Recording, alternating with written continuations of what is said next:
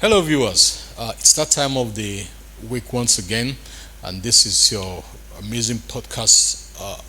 My name is Ocheme, and this is Voice of the Priest Against Corruption. As you know, it is a program of Palace of Praise Assembly (PPA), mobilizing Pentecostal Christians against corruption in Nigeria, with strong support from the John D. and Catherine Tick MacArthur Foundation. Every week we come your way, and this has been going on for years. We come your way bringing interesting topic. We're able to open your eyes to perspective in corruption that you probably may not be aware of. In recent engagement, after the last live edition, which we had once in a month at the radio station Love FM, I had a caller who called and asked that what are the success factors and winning strategies for the PPA program.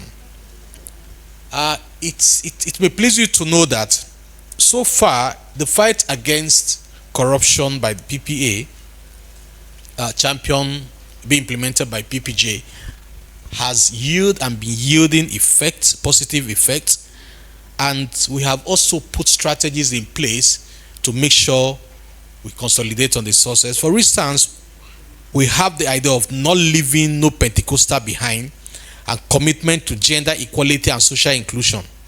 Of course, like you know, the PPJ implements the Jersey approach, gender inclusion approach in its operation and program. Participating quotas are allowed people with disabilities, women and youth in all activities. So the fight against corruption as being championed by the PPJ is not one-sided. It's all inclusive. The gender, the physically challenged, people living with disabilities and so on.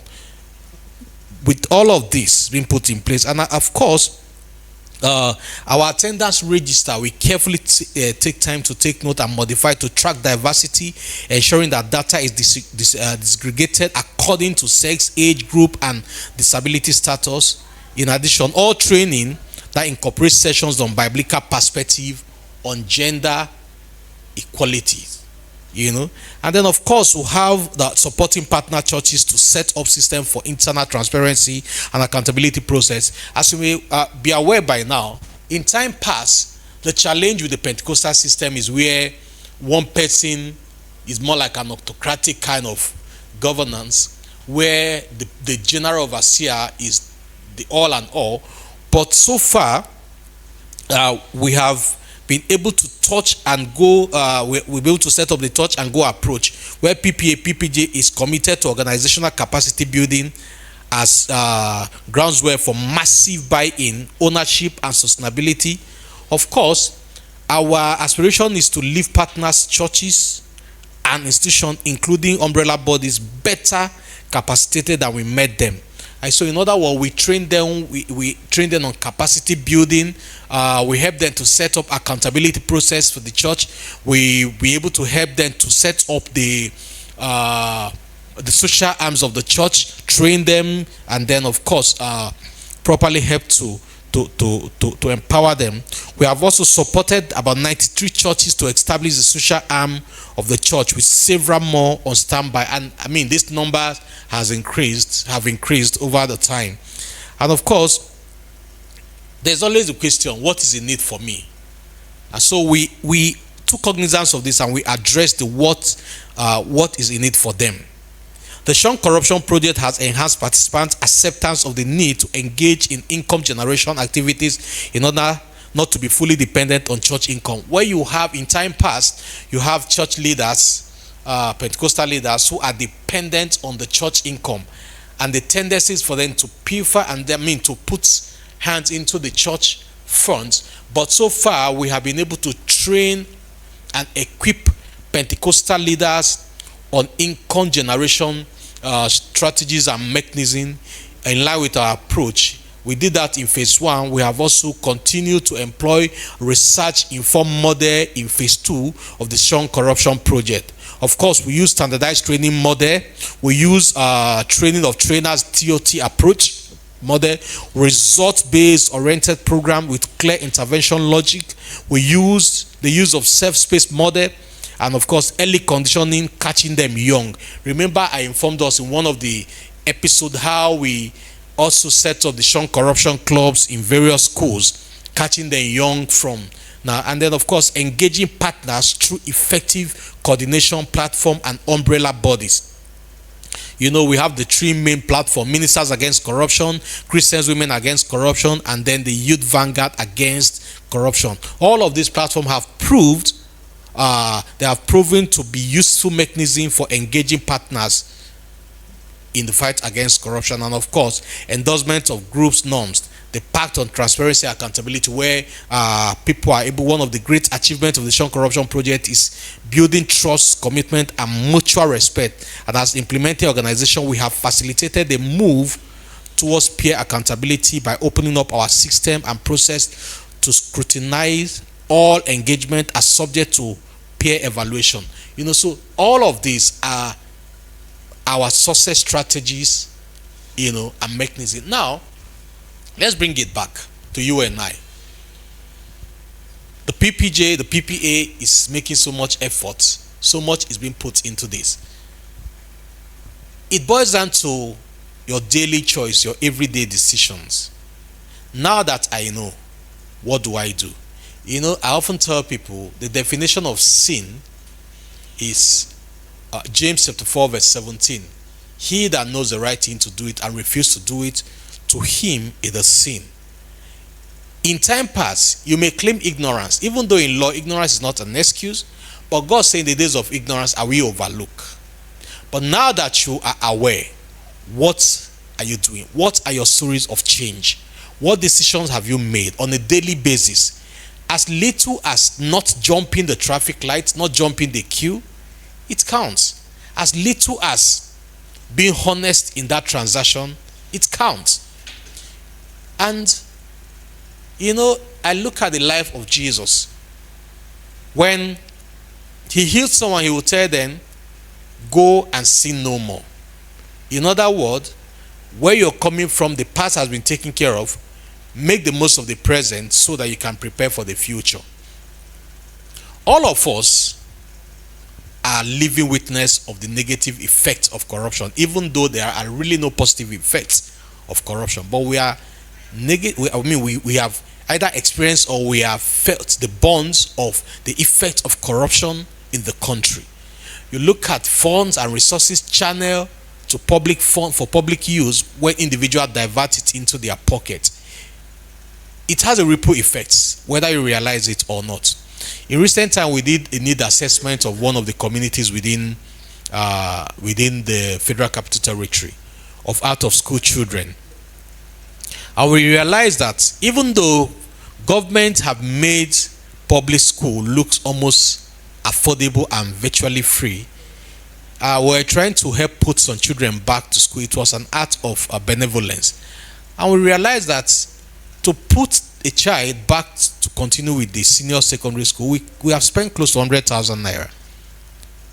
I mean, and so someone asks, why are children at home? Oh, they'll tell you it is free. But trust me, by the time you go there, you start the process, you discover that you have spent so much. And even the primary session, you spend close to 40,000, if not more, in trying to put us. When you get to the GSS, they'll tell you it's 30-something thousand. By the time you go, you discover that. And then the shocking thing is, most of these are not receipted. It goes into the pockets of individuals. And you're wondering, why is corruption still thriving? Of course, corruption will thrive. And then again, like Dr. Tive will often posit, when people see the costs or the price of honesty and integrity, most people will not want to toe that line. For instance, we see a civil servant who was committed and stayed to the cause, and then he retired, and his take home is nothing to write home about. That is, even if it's paid on time. He goes back home, and his people are actually, he or her people are actually abusing him or her. But then you just oppose it to someone who embezzled public fund, stole so much, And then he or she retires. And guess what? They are rewarded with chieftaincy title. And then you look at the person who maintained integrity, and at the end, you see what he or she is going through. And so, all the efforts, what we are doing now is seeing how we can address this. Why the government set up institutions and they are making so much.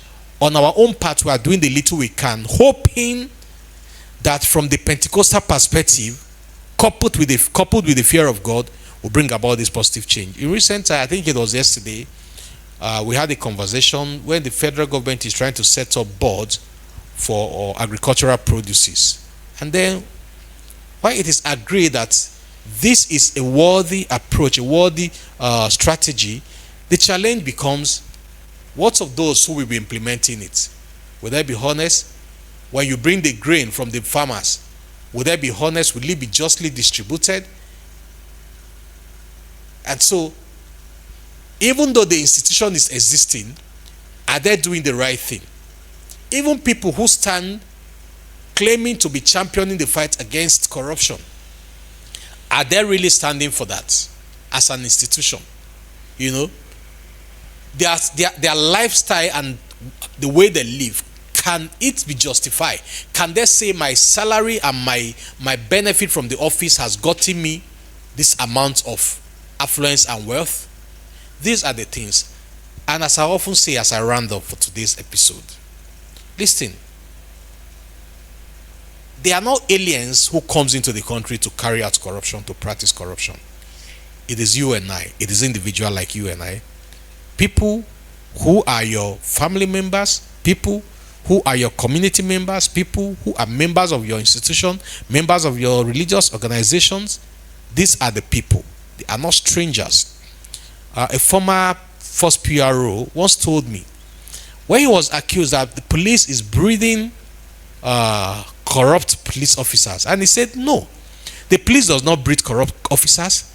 Rather, what happened is you probably have a relative who is corrupt, and then he or she enrolled and joined the Nigerian police, and because they already have character issues, but now they have the uniform, their character has not been changed.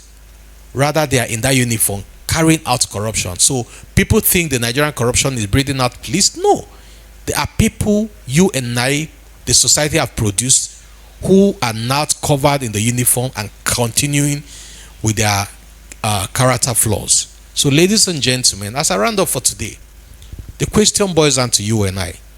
What change am I making? What am I doing? All I'm learning about the anti-corruption fight, how much am I doing to bring about the positive change? If you have a story of change, how you have stood up, stand against, shun and speak against corruption, please, we'll be delighted to hear from you. You can reach out to us on this platform or on our Facebook, on all our social media handles. Please let us know and we'll be delighted to hear from you. Until I come your way next week, my name remains Oche Ocheme saying shun corruption. God bless you.